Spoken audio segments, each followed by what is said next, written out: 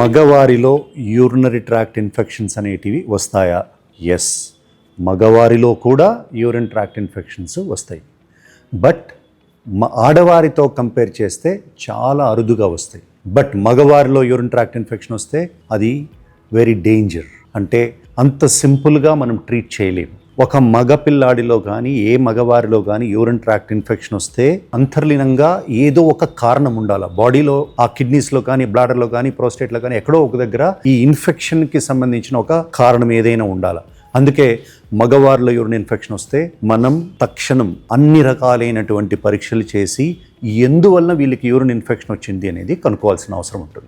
మగవారిలో ఎందుకు urine infections ఆడవారి కంటే తక్కువ ఉంటాయంటే మన మూత్రనాళం యొక్క నిర్మాణం అనేది మగవారిలో మూత్రనాళం అంటే యూరిన్ ట్రాక్ ట్యూబ్ 20 నుండి 25 సెంటీమీటర్ల పొడవు ఉంటుంది. అందువల్ల అంత ఈజీగా లోపలికి బ్లాడర్లోకి ఇన్ఫెక్షన్స్ రీచ్ కావు. బట్ ఒకసారి మగవారిలో ఇన్ఫెక్షన్స్ వస్తే దాన్ని ఎరాడికేట్ చేయటము చాలా కష్టం అవుతుంది. ఎందుకంటే ఆ యొక్క ఇన్ఫెక్షన్ నిగూఢంగా ప్రాస్టేట్ గ్రంథిలో ఉండిపోవటం వల్ల కానీ బ్లాడర్లో ఉండిపోవటం వల్ల కానీ లేకుండా వాళ్ళకు లోపల ఉన్నటువంటి ప్రాబ్లమ్స్, కిడ్నీలో ప్రాబ్లమ్స్ కానీ స్టోన్స్ కానీ ఏదైనా కావచ్చు. సో ఓవరాల్గా యూరిన్ ట్రాక్ట్ ఇన్ఫెక్షన్ రావాలంటే tip of the urine track నుంచి కిడ్నీలో ట్యూబ్స్ వరకు ఎక్కడైనా బ్లాకేజ్ ఉంటే యూరిన్ ట్రాక్ట్ ఇన్ఫెక్షన్ వచ్చే అవకాశం ఉంటుంది. లేదా ఇదే కిడ్నీస్లో స్టోన్ కానీ కిడ్నీ ట్యూబ్లో స్టోన్ కానీ యూరిన్ బ్లాడర్లో స్టోన్ ఉన్నా అది ఇన్ఫెక్షన్ని క్రియేట్ చేయొచ్చు. ప్రాస్టేట్ గ్రంథి వాపు వలన కూడా యూరిన్ ట్రాక్లో ఇన్ఫెక్షన్ రావచ్చు. యూరిన్ యొక్క ట్రాక్ దాంట్లో మనకు మూత్రనాళంలో స్ట్రక్చర్స్ అంటాం.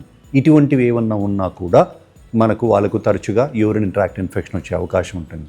మగవారిలో వచ్చిన యూరిన్ ట్రాక్ట్ ఇన్ఫెక్షన్కి ట్రీట్మెంట్ అనేది ఎక్కువ రోజులు ఇవ్వాల్సి ఉంటుంది. లేదు అంటే చాలా ఫ్రీక్వెంట్గా వాళ్ళు రికర్ అవుతూ ఉంటారు ఇన్ఫెక్షన్స్తో. సో అందువల్ల ఈ రికరెంట్ యూటీఐ అనేది మగవారిలో కూడా చాలా ఎక్కువగానే ఉంటుంది. సో మనం ఒక నిర్దిష్టమైనటువంటి కారణం కనుక్కున్న తర్వాత దాన్ని మనం ట్రీట్ చేస్తే స్టోన్స్ కానీ ప్రోస్టేటిక్ కానీ వీటికన్నిటికీ కూడా సరైన ట్రీట్మెంట్ మనం ఇస్తే ఈ యూరిన్ ఇన్ఫెక్షన్ అనేది రిపీట్ కాకుండా ఉండే ఛాన్సెస్ చాలా ఎక్కువ ఉంటాయి. అదేవిధంగా వీళ్ళలో కూడా షుగర్ వ్యాధి చాలా ప్రబలితే, అన్కంట్రోల్డ్ షుగర్స్ ఉంటే, దాంతోపాటు యూరిన్ ట్రాక్లో ఇన్ఫెక్షన్ మొదలైతే పైలోనెఫ్రైటిస్ అనే ఒక డేంజరస్ ప్రాబ్లం స్టార్ట్ అవుతుంది. ఈ యొక్క పైలోనెఫ్రైటిస్లో కిడ్నీలోని కండరాలు మెత్తని సుద్దలాగా కరిగి ట్రాక్ బ్లాక్ అయి యూరిన్లో తరచు ఇన్ఫెక్షన్ లేకుంటే హై గ్రేడ్ ఫీవర్స్కి వెళ్ళిపోవటం, ఒక్కొక్కసారి కోమటోస్ అయిపోయి ఐసీయూలో అడ్మిట్ అవ్వటం, ఇటువంటివన్నీ కూడా జరుగుతుంటుంది. ఇటువంటివన్నీ జరగకుండా ఉండాలంటే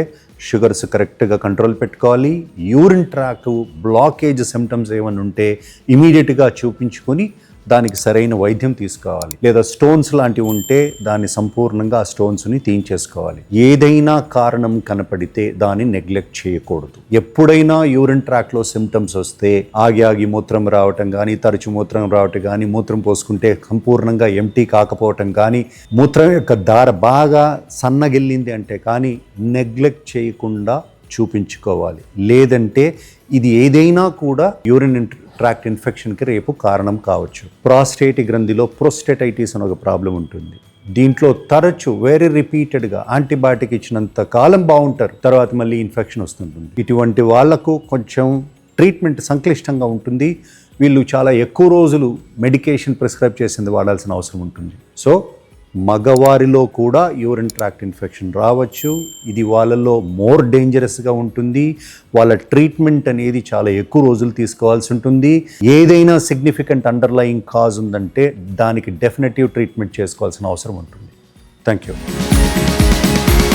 If you found this video useful, like, comment and subscribe for more health updates.